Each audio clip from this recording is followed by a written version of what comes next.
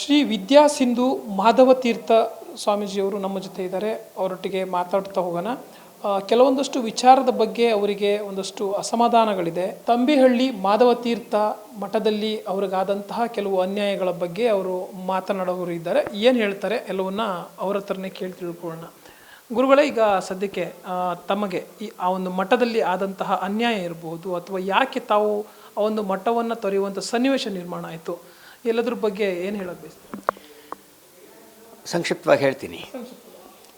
ನಾವು 2015ರಲ್ಲಿ ನಮಗೆ ಸಂಸಾರದಲ್ಲಿ ವಿರಕ್ತರಾಗಿ ಮಂತ್ರಾಲಯ ರಾಘವೇಂದ್ರ ಸ್ವಾಮಿಗಳವರ ದಿವ್ಯ ಸನ್ನಿಧಾನಕ್ಕೆ ಹೋಗಿ ಸನ್ಯಾಸ ಸ್ವೀಕಾರ ಮಾಡಿದ್ವಿ.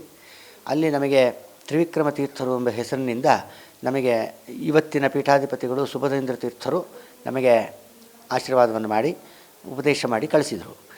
ಅದಾದ ನಂತರ ತಕ್ಷಣ ನಾವು ಬೆಂಗಳೂರು ಪೂರ್ಣಪ್ರಜ್ಞ ವಿದ್ಯಾಪೀಠ ಪೇಜಾವರ ಶ್ರೀಗಳು ದೊಡ್ಡವರಿದ್ರಲ್ಲ, ಅವರ ಆಶ್ರಯದಲ್ಲಿ ಇದ್ವಿ. 9 ತಿಂಗಳ ಕಾಲ ಜಪ ತಪ ಅನುಷ್ಠಾನ ಪಾಠ ಪ್ರವಚನ ಮಾಡಿಕೊಂಡು ಸನ್ಯಾಸ ಧರ್ಮ ಮಾಡಿಕೊಂಡಿದ್ವಿ. ಈ ಮಧ್ಯದಲ್ಲಿ ತಂಬಿಹಳ್ಳಿ ಮಾಧವತೀರ್ಥ ಮಠದ ವಿದ್ಯಾಸಾಗರ ಮಾಧವತೀರ್ಥರು ಅಂತ ಹೇಳಿ ಪೀಠಾಧಿಪತಿಗಳವರು, ಅವರು ನಮಗೆ ದೂರವಾಣಿ ಕರೆ ಮಾಡಿದರು.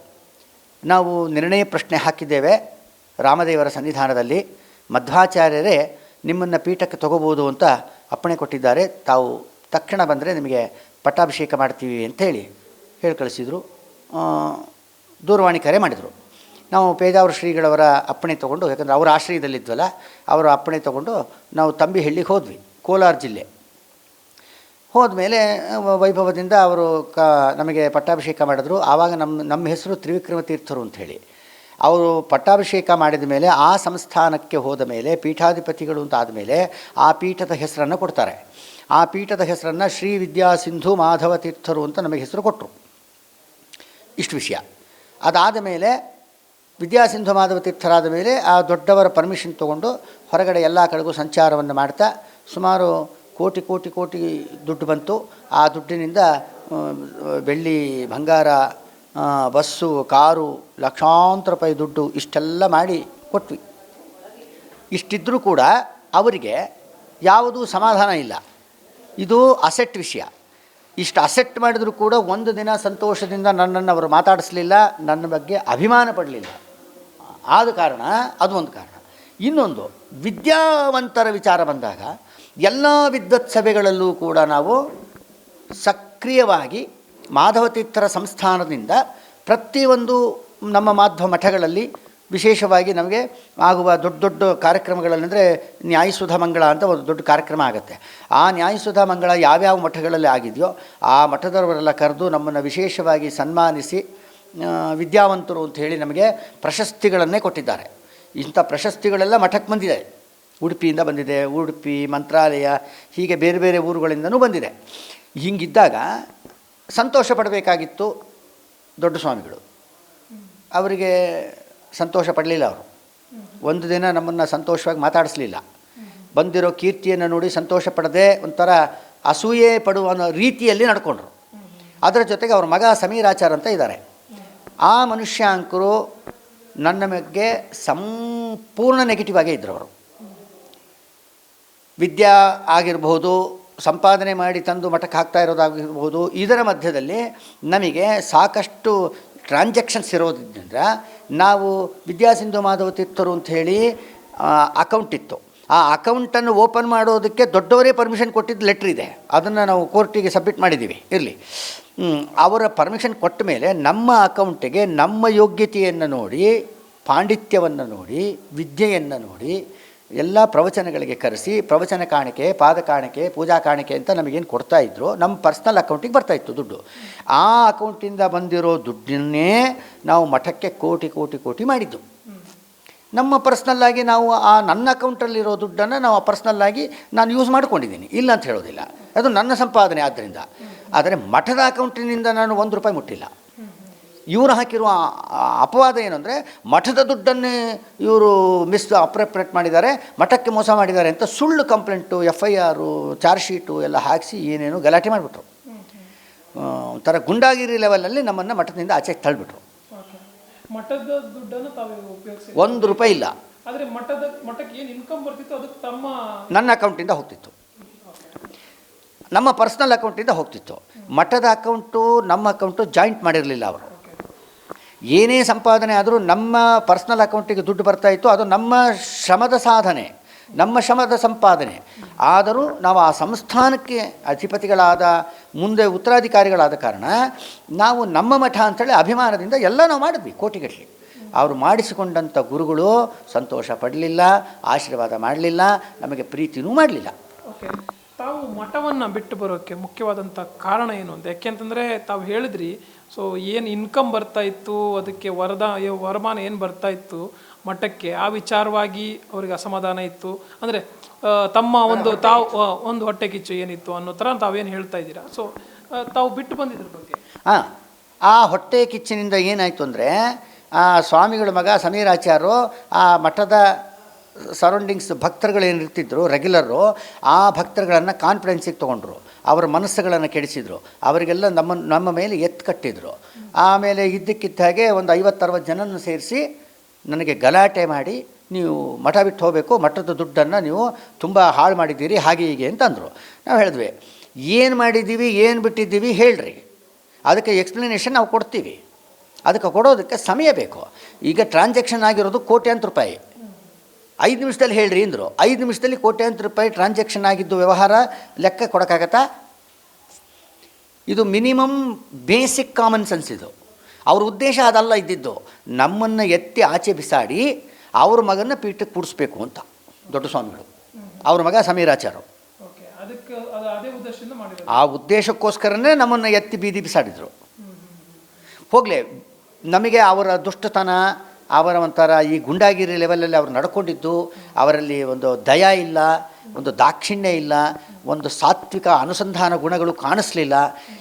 ಇಂಥವ್ರ ಮಧ್ಯೆ ನಾವು ಇರೋದು ಬೇಡ ಅಂತ ನಮಗೂ ಅನ್ನಿಸ್ತು, ಹೊರಟ್ಬಿಟ್ವಿ ನಾವು. ಮಠದಿಂದ ಆಚೆ ಹಾಕಿದ ಮೇಲೆ ಅವರು ಬಲವಂತವಾಗಿ ಹಾಕಿದ್ದಾರೆ, ನಾವು ಬಂದಿಲ್ಲ. ಮಠದಿಂದ ನಾವು ಆಚೆ ಬಂದಿಲ್ಲ. ಇವತ್ತಿಗೂ ನಾನು ಮಠಾಧೀಶನೇ. ಆ ಮಠಕ್ಕೆ ಮೋಸ ಮಾಡಿದ್ದಾರೆ ನನಗೆ. ಗುರುಗಳೇ ಮೋಸ ಮಾಡಿದ್ರೆ ಶಿಷ್ಯನ ಕತೆ ಏನಾಗುತ್ತೆ? ಆಯಿತು, ಆಚೆ ಬಂದಮೇಲೆ ಸುಮ್ಮನಿರಲಿಲ್ಲ ಅವರು. ನನ್ನ ಪಾಡಿನ ಇರಬೇಕು ಅಂತ ಅಂದ್ಕೊಂಡಿದ್ವಿ ಮನಸ್ಸಿನಲ್ಲಿ. ಆದರೆ ಅವರೇನು ಮಾಡಿದರು ಅಂದರೆ, ನಮ್ಮ ಮೇಲೆ, ನಮ್ಮ ಪೂರ್ವಾಶ್ರಮದವರ ಮೇಲೆ, ನಮ್ಮ ಪೂರ್ವಾಶ್ರಮದ ಮಕ್ಕಳ ಮೇಲೆ ಸುಮ್ಮನೆ ಕ್ರಿಮಿನಲ್ ಕೇಸ್ ಫೈಲ್ ಮಾಡಿಬಿಟ್ರು. ಓಕೆ, ಅಲ್ಲಿವರೆಗೂ ತಾವು ಕಾನೂನು ಹೋರಾಟ ಆ ರೀತಿಯಾಗಿ ಏನು ಹೋಗಿರಲಿಲ್ಲ. ಮಠವನ್ನು ಬಿಟ್ಟು, ಏನು ಪೀಠವನ್ನು ಬಿಟ್ಟು ಬರ್ತೀರ ತಾವು, ಆ ಬಳಿಕ ಏನು ಆ ಮಠದ ವಿಚಾರಕ್ಕೆ ಯಾವುದೇ ಹೋರಾಟ, ಕಾನೂನು ಹೋರಾಟ ಏನು ಮಾಡಿಲ್ಲ, ತಾವು ಶಾಂತವಾಗಿದ್ರಿ. ಆದರೆ ಯಾವಾಗ ಅವ್ರ ಕಡೆಯಿಂದನೇ ಒಂದಷ್ಟು ತಮ್ಮ ಮೇಲೆ ಕೇಸ್ ಹಾಕುವಂಥ ಪ್ರಯತ್ನ ಆಗುತ್ತೆ, ಆ ಬಳಿಕ ತಾವು ಕಾನೂನು ಹೋರಾಟ ಸ್ಟಾರ್ಟ್. ಹೌದು, ಆದರೆ ಅವ್ರಿಗೆ ದಾಖಲೆ ಇರಬೇಕು ಅನ್ನೋ ಕಾರಣಕ್ಕೆ ಏನು ಮಾಡಿದ್ರು ಅಂದರೆ, ಅವ್ರಿಗೆ ಹೆಂಗೆ ಬೇಕೋ ಹಂಗೆ ಬರ್ಕೊಂಡು ಬಂದು ಬಲವಂತವಾಗಿ ನನ್ನ ಹತ್ರ ಸಿಗ್ನೇಚರ್ ತೊಗೊಂಡ್ರು. ಸಿಗ್ನೇಚರು, ಸಾಮಾನ್ಯ ಸಿಗ್ನೇಚರು ಒಬ್ಬ ವ್ಯಕ್ತಿ ಎಷ್ಟು ಸಿಗ್ನೇಚರ್ ಮಾಡ್ಬೋದು? ಯಾವ ವಿಷಯವಾಗಿತ್ತು ಅದು ಸಿಗ್ನೇಚರ್ಗಳು? ಅದು ವಿಷಯ ಏನಂದರೆ, ನಾನೇ ಸ್ವಇಚ್ಛೆಯಿಂದ ಈ ಮಠವನ್ನು ಬಿಟ್ಟು ಹೋಗ್ತಾ ಇದ್ದೇನೆ ಅನ್ನೋ ಹಾಗೆ ಅವ್ರಿಗೆ ಅನುಕೂಲ ಆಗೋ ಹಾಗೆ ಎಲ್ಲ ಬರ್ಕೊಂಡು ಬಂದರು. ಮಾಡಿದ್ದೀನಿ. ಸಿಗ್ನೇಚರು ಅನಿವಾರ್ಯವಾಗಿ ಮಾಡಬೇಕಾಯ್ತು. ಅನಿವಾರ್ಯವಾಗಿ ನಮ್ಮನ್ನು ಅವರು ಭಯಪಡಿಸಿದ್ದು, ಇದಕ್ಕೆಲ್ಲ ರೆಕಾರ್ಡ್ ಮಾಡಲಿಲ್ಲ ಅವರು. ನಾನು ಸಿಗ್ನೇಚರ್ ಮಾಡಿದ್ದು ಇಂಥದ್ದು ಮಾತ್ರ ರೆಕಾರ್ಡ್ ಮಾಡಿದ್ರು. ಜೀವ ಬೆದರಿಕೆ 100% ಇತ್ತು. ಮತ್ತು ಭಯಪಡಿಸ್ಲಿಕ್ಕೆ ಪೊಲೀಸನ್ನು ಕರ್ಕೊಂಬಂದು ಎದುರು ನಿಲ್ಲಿಸಿದ್ರು. ಅದು ಬೇರೆ ಮಾಡಿದ್ರು, ಎಲ್ಲ ತೊಗೊಂಡಿದ್ದಾರೆ. ಇಷ್ಟೆಲ್ಲ ಅನ್ಯಾಯ ಆಯಿತು. ಇವ್ರು ಯಾವಾಗ ನಮಗೆ ಈಗ ನೇರವಾಗಿ ಹೇಳೋದಾದರೆ, ಅವರು ಮಾಡಿರುವ ಕೇಸಿಗೆ ನಾವು ಮತ್ತು ಅನಿವಾರ್ಯವಾಗಿ ನಾವು ಅವರು ಕ್ರಿಮಿನಲ್ ಕೇಸ್ ಮಾಡಿದ್ರಲ್ಲ, ಅವರು ಮಾಡಿದಾಗ ನಾವು ಹೈಕೋರ್ಟ್ಗೆ ಹೋದ್ವಿ. ಹೈಕೋರ್ಟಿಗೆ ಹೋದಾಗ ಅದಕ್ಕೆ ಸ್ಟೇ ಆಯಿತು. ಇವತ್ತಿಗೂ ಅವರು ಹಾಕಿರೋ ಕ್ರಿಮಿನಲ್ ಕೇಸ್ಗೆ ಸ್ಟೇ ಉಂಟು. ಅದ್ರ ಬಗ್ಗೆ ಅವ್ರು ಮಾತಾಡೋ ಹಂಗಿಲ್ಲ. ಆದರೆ ಅದೇ ವಿಷಯ ತೊಗೊಂಡು ಇಡೀ ಸಮಾಜಕ್ಕೆ, ನಮ್ಮ ಮಾಧ್ವ ಸಮಾಜಕ್ಕೆ ಅಪಪ್ರಚಾರ ಮಾಡಿದ್ದಾರೆ. ಸುಮ್ಮನೆ ಇಲ್ಲ ಸಲ್ಲದ ಅಪಪ್ರಚಾರಗಳು. ಎಲ್ಲ ಮಠಾಧೀಶರುಗಳಿಗೆ, ಎಲ್ಲ ವಿದ್ವಾಂಸರುಗಳಿಗೆ, ಎಲ್ಲ ಭಕ್ತರುಗಳಿಗೆ ಅನಾವಶ್ಯಕವಾಗಿ ನಮ್ಮ ಬಗ್ಗೆ ಅಪಪ್ರಚಾರ, ಸುಳ್ಳು. ಒಬ್ಬ ಸನ್ಯಾಸಿ ಏನೇನು ಮಾಡಬಾರ್ದೋ ಅದನ್ನು ಇವರು ಮಾಡಿದ್ದಾರೆ ಅನ್ನೋ ಹಾಗೆ ಎಲ್ಲರನ್ನೂ ನಂಬಿಸ್ಬಿಟ್ರು. ಸುಳ್ಳು ಹೇಳಿ ಆಯಿತು. ಅದಾದಮೇಲೆ ನಾವೇನು ಮಾಡಿದ್ವಿ, ಇವ್ರು ಯಾವಾಗ ಬಲವಂತವಾಗಿ ನಮ್ಮನ್ನು ಕಾನೂನಾತ್ಮಕವಾಗಿ ಎಳೆದ್ರೋ, ಈಗ ನಾವು ಅನಿವಾರ್ಯವಾಗಿ ನಾವು ಕಾನೂನಿಗೆ ಹೋಗಲೇಬೇಕಾಯ್ತು. ಇದಕ್ಕೆ ಕ್ರಿಮಿನಲ್ ಕೇಸಿಗೆ ಸ್ಟೇ ಆಯಿತು. ನಾವೇನು ಮಾಡಿದ್ವಿ, ಇಂಜೆಕ್ಷನ್ ಸೂಟ್ ಹಾಕಿದ್ವಿ. ಸ್ಟಿಲ್ ಆ ಮಟ್ಟಕ್ಕೆ ನಾನೇ ಯತಿಗಳು, ನಾವೇ ಪೀಠಾಧಿಪತಿಗಳು. ನನಗೆ ಮೀರಿ, ನನಗೆ ಅಪ್ಪಣೆ ಇಲ್ಲದೆ, ನನಗೆ ಗಮನಕ್ಕೆ ಬರದೆ ನನ್ನನ್ನು ಮೋಸ ಮಾಡಿ ಆಚೆ ಹಾಕಿ ಇನ್ನು 80+ ಇರೋರಿಗೆ ಒಬ್ಬರು ಮುದುಕರಿಗೆ ಆಶ್ರಮ ಕೊಟ್ಟರು. ಯಾಕೆ ಅಂತಂದರೆ ಅವ್ರ ಮಗನಿಗೆ ಅವ್ರ ಕೈಲಿ ಆಶ್ರಮ ಕೊಡಿಸ್ಬೇಕು ಅಂತ. ಯಾಕಂದರೆ ನಮ್ಮ ಬ್ರಾಹ್ಮಣ ಸಂಪ್ರದಾಯದಲ್ಲಿ ಹೇಗಿದೆ ಅಂದರೆ ತಂದೆ ಮಗನಿಗೆ ಆಶ್ರಮ ಕೊಡೋ ಸಂಪ್ರದಾಯ ಇಲ್ಲ, ಕೈ ಬದಲಾವಣೆ.